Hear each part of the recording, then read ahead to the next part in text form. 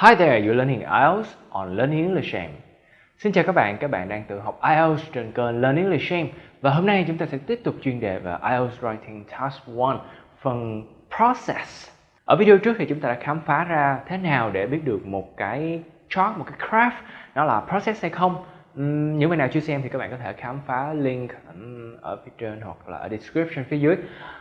Tóm lại thì rất là đơn giản, khi các bạn nhìn một cái chart, một cái graph, một cái diagram, các bạn thấy nó hướng dẫn mình đang làm một cái gì đó hoặc nó miêu tả một cái thứ gì đó thì đó đích thị là cái process. Để viết được một cái process của IELTS Writing Task 1 thì chúng ta sẽ cần phải có 3 phần đơn giản.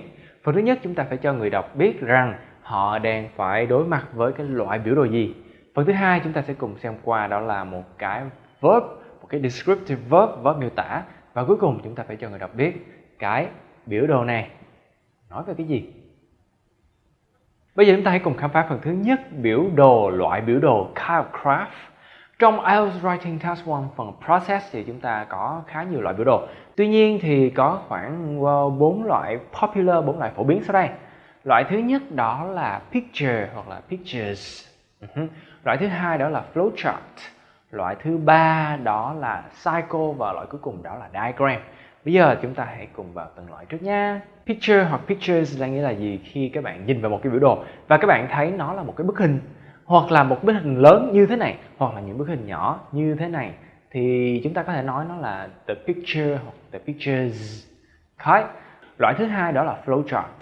Bây giờ chúng ta cũng có những bức hình như thế này và chúng ta có những chữ như thế này. Và chính giữa chúng nó các bạn thấy có những dấu mũi tên như thế này. Thì chúng ta sẽ gọi nó là flowchart. Ở dạng thứ ba đó là dạng cycle, khi chúng ta thấy một cái chu trình khép kín như thế này, một chu trình khép kín có điểm đầu và quay trở lại cái điểm đầu này, thì chúng ta sẽ gọi nó là cycle một cái chu trình khép kín. Và cuối cùng cho những thứ mà các bạn không biết nó là cycle hay picture hay flowchart thì các bạn có thể nói đơn giản đó là diagram. Đó. Chúng ta cùng ôn lại phần thứ nhất nhé. Đầu tiên các bạn sẽ xác định xem nó là loại biểu đồ gì. Có thể nó là picture, một bức tranh lớn, hoặc pictures, bức tranh nhỏ. Có thể nó là những cái flowchart, nghĩa là những cái bức tranh hoặc những cái chữ và chính giữa nó có những cái mũi tên. Thứ ba đó là những cái cycle, một cái chu trình khép kín. Và cuối cùng nếu các bạn không biết nó là gì, quý vị gọi nó là diagram. Rồi sau khi biết tên nó là gì, chúng ta chỉ việc nói the flowchart, the pictures, the diagram, the cycle. Và nếu như các bạn muốn thì giữa chữ the và giữa cái tên của biểu đồ đó các bạn hãy cho một cái adjective. Ví dụ như là given, ví dụ như là mention. Alright, thế là chúng ta xong phần thứ nhất. Đơn giản phải không nào? Phần thứ hai chúng ta phải có trong introduction, đó là một cái descriptive verb, một cái verb miêu tả. Có rất nhiều verb có thể cho vào cái này. Tuy nhiên việc có rất nhiều verb có thể cho vào đây không đồng nghĩa việc bất kỳ verb nào có thể cho vào ha, nó không rẻ tiền như vậy đâu. In fact thì có một số verb người ta hay dùng cũng như là được sử dụng mà thầy để ở cái bảng đây ha.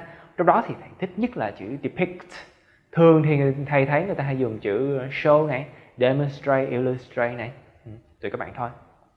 Một lần nữa cá nhân thầy sẽ sử dụng chữ depict. Tùy. Rồi vậy thì sau khi ghi được cái the flowchart, the mention flowchart, the given flowchart và một cái verb depict thì các bạn sẽ cần đến điểm thứ ba, đó là tên của biểu đồ. Biểu đồ này nói về cái gì? Để biết được cái biểu đồ này đang nói về gì thì các bạn sẽ nhìn về đề bài trước đã. Thường thì đề bài sẽ cho cái the graph gì đó, sau đó chữ show và phía sau chữ show chính là tên của biểu đồ. Vậy thì để xác định tên của biểu đồ, xác định phần thứ ba trong introduction thì các bạn hãy nhìn vào cái đề bài để xem sau phần chữ show nó nói cái gì. Chính cái phần sau chữ show này đó là phần chúng ta cần phải chú ý. Sau khi xác định được tên của biểu đồ thì việc còn lại mà chúng ta cần làm chứ không phải bắt buộc phải làm ha, đó là việc chúng ta phải paraphrase, nghĩa là chúng ta viết lại một cách khác. Ví dụ như đề bài nói đây là quá trình làm trà thì chúng ta hãy nói lại rằng biểu đồ này cho chúng ta biết làm trà như thế nào. Ok. Rồi có rất nhiều cách để paraphrase, viết lại một cách khác. Và để cho việc học của chúng ta được dễ dàng thì thầy đưa ra một số cách đơn giản nhé. 2 cách đơn giản. Cách thứ nhất đó là chúng ta cứ việc nói the process of verbing something. Ví dụ như đề bài này nói là cách làm trà, how to make tea, thì các bạn có thể nói là the process of making tea. Thế là xong. Đó là cách thứ nhất ha, the process of verbing something. Và cách thứ hai các bạn có thể sử dụng một cách rất là thông dụng cũng như dễ sử dụng, đó là how something is made. Ví dụ trên cái quá trình làm trà thì chúng ta có nói là how tea is made. Thế là xong. Ok, vậy thì nhắc lại nhé. Phần thứ 3 đầu tiên chúng ta phải xác định xem tên của biểu đồ này là gì, tên của quá trình này là gì, bằng cách xem ngay sau chữ show đó nó nói cái gì.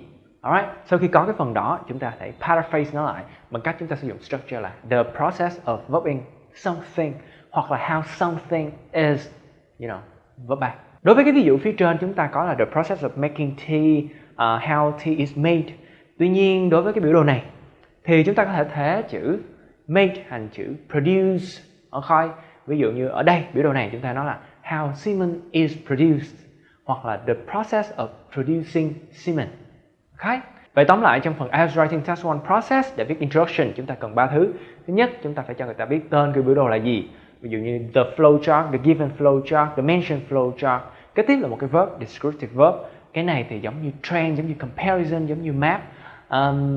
Nói chung là IELTS Writing Task 1 đều cần phải có descriptive verb này ha. Các bạn hãy nhớ 1 hay 2 từ mà các bạn thích. Cá nhân thầy thích chữ depict.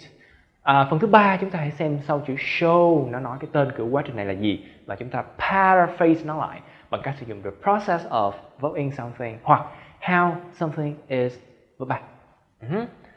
Rồi, bây giờ chúng ta hãy cùng thử practice một cái biểu đồ nha. Trên biểu đồ của các bạn đó là cái quá trình tái chế lon nhôm, aluminium, Al đấy các bạn, Al, nhôm, hình như là 23. Anyway, sorry.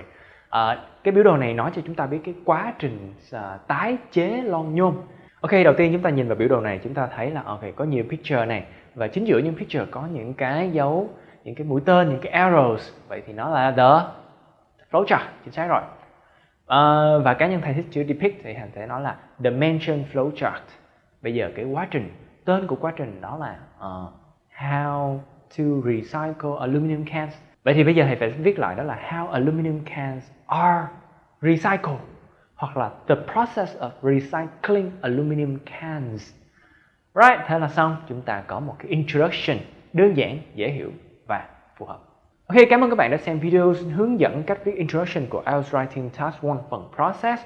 Nhắc lại nha, chúng ta sẽ cần 3 phần đó là paragraph, verb of description và đó là name of craft. Một lần nữa cảm ơn các bạn đã theo dõi video này. Thầy xin lỗi vì hôm nay thứ 6 thầy mới up cái video này bởi vì hôm qua có một số chuyện trục trặc, thầy không post được. Sorry about that. Tuần sau I promise I will make it up for you. Right, cảm ơn các bạn đã theo dõi video này. Nếu có gì thắc mắc trong phần hướng dẫn IELTS Writing Task 1 phần process, cách viết introduction thì các bạn có thể hướng xuống phần comment. Và nếu như các bạn cần đề để practice thì các bạn hãy hướng xuống phần description, có một cái thư viện đề khổng lồ để các bạn có thể practice. Sau khi practice xong thì các bạn có thể để ở phần comment, thầy sẽ sửa cho các bạn nếu như cần thiết.